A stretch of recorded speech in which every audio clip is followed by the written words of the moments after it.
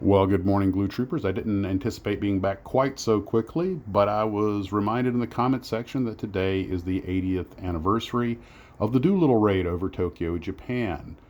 Shame is me for not remembering such an important date in our history. Given that so many companies that make the B-25 model have used imagery from the Doolittle raid to help sell the kit, I thought it was worth the video, especially given that Mike Mashat's video this morning was on Revell box art, and Revell always seemed to have used the Doolittle imagery to make the box art for the mini reboxings of the 148 scale B-25 Mitchell.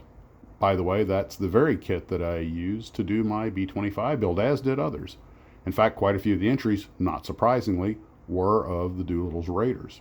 As well they should be.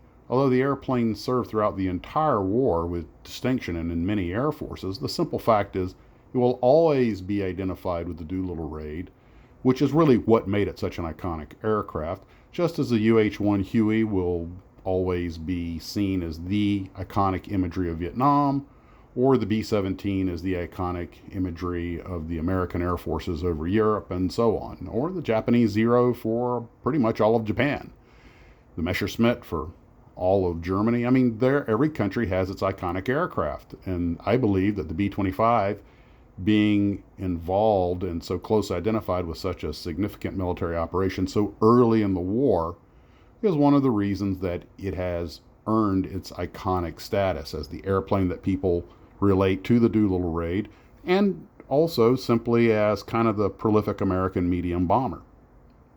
Well, anyway, that was just something I wanted to touch on. I thought I would show some of the beautiful box art. And by the way, a shout out to both Scalemates and the Box Art Den for these images and for letting me use them.